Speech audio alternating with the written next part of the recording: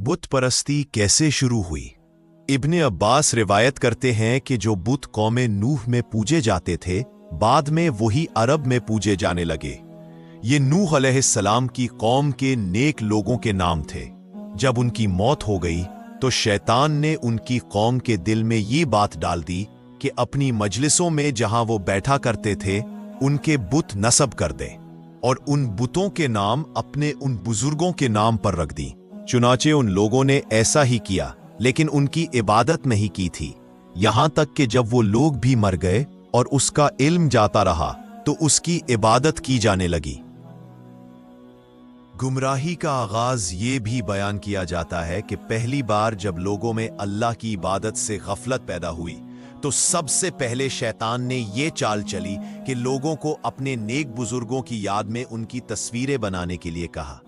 पहले पहल तो लोग सिर्फ उन तस्वीरों से इबरत हासिल करते थे, लेकिन वक्त गुजरता गया, नस्लें बदलती गईं, पहला मकसद भूल गए। फिर शैतान ने उनके कानों में वसवसा डाला कि जिनकी तस्वीरें तुम्हारे पास हैं वो अल्लाह के बहुत मुकर्रब थे, अगर तुम उनके सामने झुकोगे तो तुम्हारी दुआएं जल्द कबूल होंगी।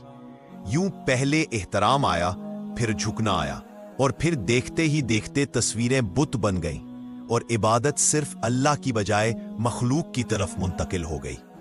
झूठ का आगाज तब हुआ जब इंसान ने सच को अपने फायदे के खिलाफ पाया। पहले झूठ मामूली था, एक छोटी सी बात छुपाना, किसी को तकलीफ से बचाना या अपने आप को अच्छा दिखाने के लिए हकीकत बदल देना। लेकिन फिर शैतान ने दिल में वसवसा डाला कि अगर सच बोलोगे तो लोग क्या कहेंगे, अगर हकीकत जाहिर हो गई तो तुम्हारी इज्जत कम हो जाएगी। यूं छोटा सा झूठ बड़ा सहारा बन गया और आहिस्ता आहिस्ता इंसान के लिए आसान हो गया कि वो हकीकत से भागकर इल्फाज की पनाह में छुप जाए।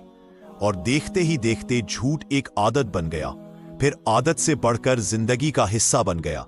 हालांकि हकीकत यह है कि झूठ के पीछे भागने वाला आखिरकार खुद ही अपनी बातों में उलझा जाता है और सच हमेशा अपनी जगह खड़ा रहता है।